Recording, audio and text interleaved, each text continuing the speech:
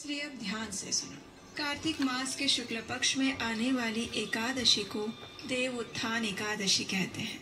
कार्तिक मास के पवित्र समय में इस एकादशी का व्रत ना करने वाले या फिर भगवान विष्णु की उपासना ना करने वाले मनुष्य के चाहे जितने ही पुण्य कर्म क्यों ना हो, लेकिन वो सभी नष्ट हो जाते हैं। और इसीलिए आप भले ही जितने पुण्य कर्म करें, लेकिन कार्तिक मास में आने वाली इस एकादशी का पालन करना अत्यंत आवश्यक है। इस दिन भगवान श्री हरि के विषय में सुनना चाहिए और सुनने के बाद वक्ता को यथा सामर्थ्य दान देना चाहिए, और ऐसा करने वाला मनुष्य भगवत धाम जाता है। उत्थान एकादशी व्रत का निष्ठा से पालन करने वाले 100 जन्मों के पाप भी नष्ट हो जाते हैं। जो व्यक्ति उत्थान एकादशी के दिन रात्रि में भगवान श्री विष्णु को याद करते हुए जागरण करते हैं, उसके भूत, भविष्य और वर्तमान की सभी पीढ़ियां वैकुंठ धाम में गमन करती हैं। चाहे उसके पितृ पापों के नरक में ही क्यों ना हो, लेकिन वे भी दिव्य देह धारण करके आध्यात्मिक लोक में गमन करते हैं। जो भी व्यक्ति इस देव उत्थान एकादशी का पालन करता है, वो अत्यंत शिक्षित और विख्यात कुल वाला बन जाता है। और इसीलिए सभी कार्यों को छोड़कर मनुष्य को इस एकादशी व्रत का पालन करना चाहिए।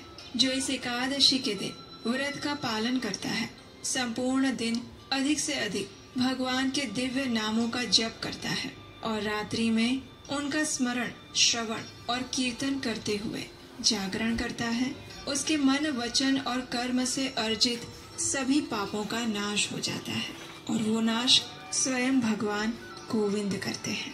उसके पुण्य फल असीम हो जाते हैं और वो महान भय से मुक्त हो जाता है। हे नारद, अगर इस दिन कोई दिन में एक बार भोजन लेता है तो उसके एक जीवन के पाप समाप्त हो जाते हैं। अगर कोई संध्या के बाद भोजन लेता है तो उसके 2 जन्मों के पाप नष्ट होते हैं। और संपूर्ण व्रत करता है, यानी कि बिना अन्न और जल के अगर वो संपूर्ण दिन देव उत्थान एकादशी का पालन करता है तो उसके 7 जन्मों के पाप नष्ट हो जाते हैं। ये वही एकादशी है जो मंदार पर्वत के समान पापों को नष्ट कर देती है। ब्रह्मा जी के मुख से इस एकादशी की इतनी महिमा का श्रवण करने के बाद नारद मुनि ने फिर से उनसे पूछा, हे पिताश्री, इस देव उत्थान एकादशी की महिमा तो अपार है और इसका श्रवण करके मैं वास्तव में धन्यता का अनुभव कर रहा हूँ। अब आप मुझे इसका पालन करने की विधि बताइए। तब ब्रह्मा जी ने कहा, हे पुत्र, यह अत्यंत पवित्र एकादशी है और इसीलिए इसका पालन भी पवित्रता पूर्वक करना चाहिए। और उसके लिए सबसे पहले ब्रह्म मुहूर्त में उठना चाहिए, मुख साफ करके स्नान करना चाहिए और भगवान केशव की उसके बाद उपासना करनी चाहिए। भक्ति भाव पूर्वक उपवास रखना चाहिए। अन्न और अन्न से बनी हुई सभी पदार्थों का त्याग करना चाहिए। अगर संभव है तो जल का भी त्याग करना चाहिए। रात्रि के समय जागरण करके भगवान विष्णु के निकट रहना चाहिए। उनकी कथाओं का श्रवण करना चाहिए, कीर्तन करना चाहिए। रात्रि जागरण करते हुए भगवान के दिव्य गुणों का श्रवण कीर्तन करते हुए जो संपूर्ण रात्रि व्यतीत करता है, वो परम धाम को प्राप्त कर लेता है। इस दिन भगवान श्री कृष्ण की आराधना कपूर, फल और पुष्पों के साथ अभिषेक के साथ करनी चाहिए। वे समस्त भक्तिमय कार्य इस एकादशी के दिन करने से हर प्रकार के तीर्थों में स्नान करने का और हर प्रकार के दान देने का संपूर्ण फल तो मिलता ही है, लेकिन उसके साथ साथ उन सब से 1 करोड़ गुना अधिक लाभ प्राप्त होता है। इस दिन विशेष रूप से ताजे तुलसी के पत्तों और सुगंधित फूलों से भगवान जनार्दन की पूजा करनी चाहिए और ऐसा करने वाले मनुष्य के 10,000 जन्मों से अर्जित पाप भगवान स्वयं नष्ट कर देते हैं। इस देव उत्थान एकादशी के दिन तुलसी महारानी की सेवा पूजा करने का विशेष प्रावधान है। अगर कोई मात्र तुलसी देवी को देखता है, स्पर्श करता है, उनका ध्यान करता है, उनका इतिहास वर्णन करता है, उन्हें प्रणाम करता है, प्रार्थना करता है, तुलसी के पौधे को उगाता है या उनकी उपासना करता है या उसमें जल देता है, तो ऐसा मनुष्य नित्य भगवान हरि के धाम में निवास करता है।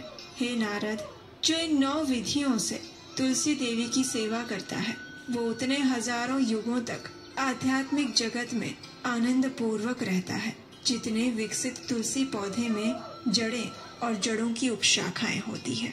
हे नारद, इस प्रकार भगवान केशव की उपासना करके द्वादशी के दिन प्रातः शीघ्र उठना चाहिए।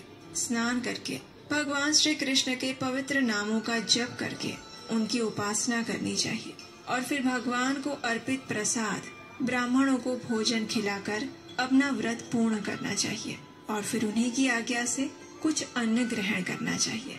अपनी क्षमता अनुसार दक्षिणा देनी चाहिए। अपने गुरु की उपासना करनी चाहिए और उन्हें दान देना चाहिए। ऐसा करने से भगवान प्रसन्न होते हैं।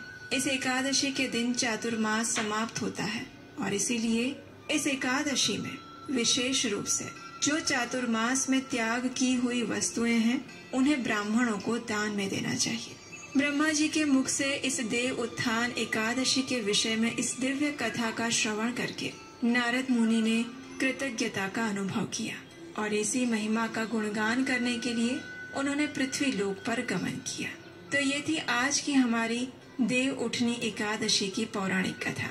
हमें आशा है कि आप सभी लोग इसकी महिमा का श्रवण करके इस देव उत्थान एकादशी का पूर्ण श्रद्धा और भक्ति भाव से पालन कर रहे होंगे। दोस्तों, आपने देव उठनी एकादशी तुलसी मैया के दर्शन किए, कथा सुनी, जिसके लिए आपका बहुत बहुत धन्यवाद। यदि मेरी वीडियो आपको अच्छी लगे तो उसे लाइक करना, शेयर करना, सब्सक्राइब करना। कमेंट बॉक्स में लिखना ना भूलें। जय श्री हरि, जय तुलसी मैया। ऐसी और अच्छी कथाएं मैं आपके समक्ष रखने वाला हूँ। मेरी वीडियो के साथ बने रहें। मैं दिल्ली से विजय गौर, मेरे चैनल विजय एक्सप्लोर में आप सभी का बहुत बहुत अभिनंदन।